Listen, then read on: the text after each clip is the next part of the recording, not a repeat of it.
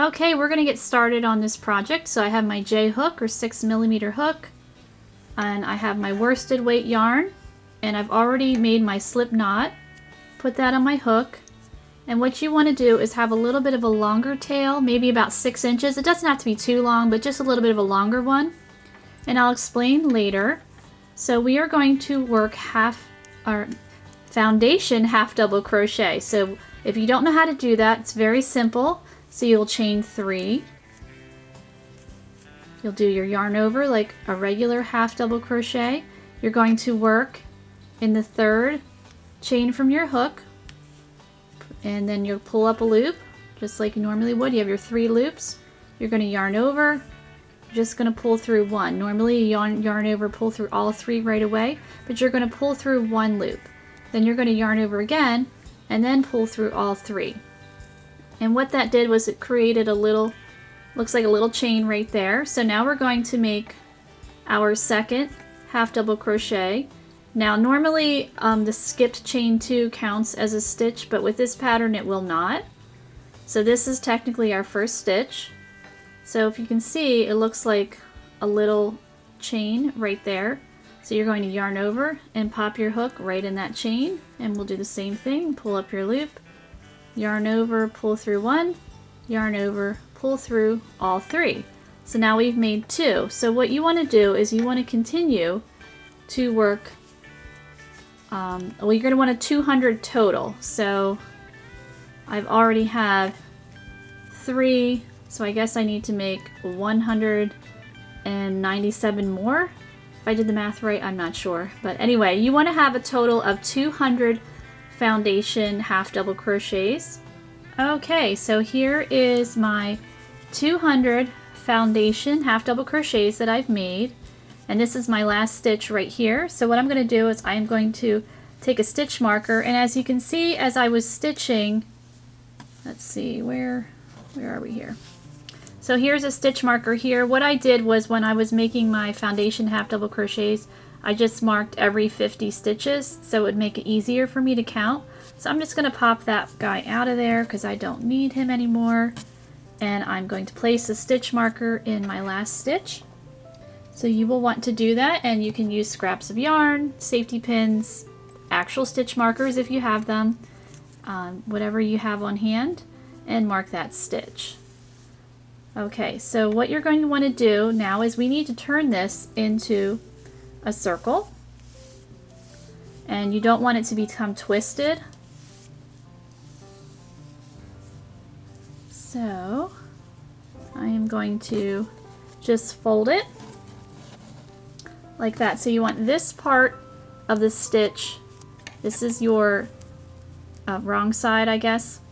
You want these 2 sides touching like that when you fold it, and then just make sure it's not twisted. So I'm going to do that real fast. Alright, so I've got it folded and it's not twisted. So as I said before, this chain 2 is not going to count as a stitch. Whoops, I don't want to pull that out. Pulling the wrong thing. I want to pull that guy. So you want to leave your stitch marker in there. It's going to become really important to have your stitch marker, or otherwise you will have no idea where you are in the pattern.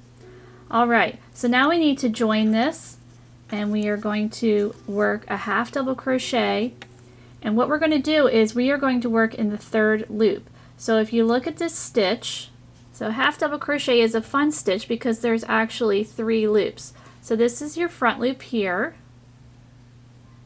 your back loop. Normally you work, you know, right in those 2 loops if you are working your regular half double crochet stitch.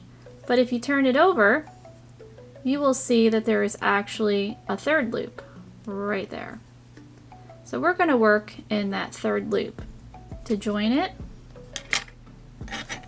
So you're going to yarn over like you normally would, and then skip that chain 2 and just work in the 3rd loop. So there it is. And you have your 3 loops, and then you'll pull through just like you normally would. Alright, so the reason why we have a longer tail, as I said before, is when it comes time for finishing, you're just going to use that tail to help close up that gap there, weave that in there. Alright, so this is stitch number 1. We're going to continue and work 7 more half double crochets in the third loop. So now we have 2, 3, 4, 5, 6, 7, make sure I have a total of 8, 1, 2, 3, 4, 5, 6, 7, and stitch number 8 right there. Okay, so now we've completed 8 half double crochets in the third loop. Now we are going to work 4 front post half double crochets in the next 4 stitches. So front post, you're working around the post of the stitch, so you're going to yarn over and you're going to insert your hook front to back just like that, yarn over, and then finish up your stitch. So there's 1. So there is stitch 2, 3, and stitch number 4. So now we've completed 4 front post half double crochets. So now we're going to go back and we're going to work half double crochet in the third loop. And what you're going to want to do, you want to be careful, is you don't want to miss this first stitch right after your post stitch. It's easy to miss. Sometimes this kind of crowds it out a little bit. So you just want to make sure that you don't miss it. So we'll turn her over, look for that third loop. There it is. And now we're going to work 16 half double crochets in the third loop. So I've completed 2, 3, and I'm going to continue until I have 16 half double crochets. Okay, so now I've completed my 16 half double crochets. So here's my 4 front post half double crochet stitches, and now there's my 16. So now we're going to work 4 front post half double crochet again in the next 4 stitches. So there is stitch number 1.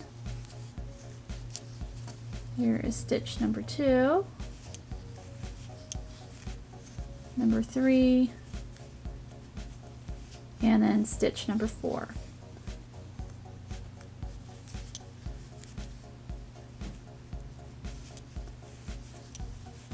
Alright, so I've completed my 4 front post half double crochets. So now this is the pattern repeat. You are going to work 16 half double crochets in the third loop, and then you'll work your 4 front post half double crochets, and you're going to do that all the way around. So it's 16 and 4, 16 and 4. So just remember, this first stitch here likes to be hidden sometimes, so we'll just turn that guy over. Make sure we find it. There we go. Get that third loop, and whoops, keep your loop on your hook. Goodness gracious. And then you'll continue to work your 16 half double crochets, and then you'll work your 4 front post stitches. So I'm going to continue doing that, and then you're going to come to the end here. So you're going to have your 16, then 4 front post half double crochets. And then what you're going to do is you're going to work a total of 8 half double crochets in the third loop here. So you'll just to finish up the sequence there, because we worked 8 here and then you have 8 here, and that'll be a total of 16. So I will meet you back when I finish that up. Alright, so I'm at my last 8 stitches. So here's my 4 front post half double crochets. So we'll just finish this up, and this will be actually round 2. Because our first round was our foundation half double crochets.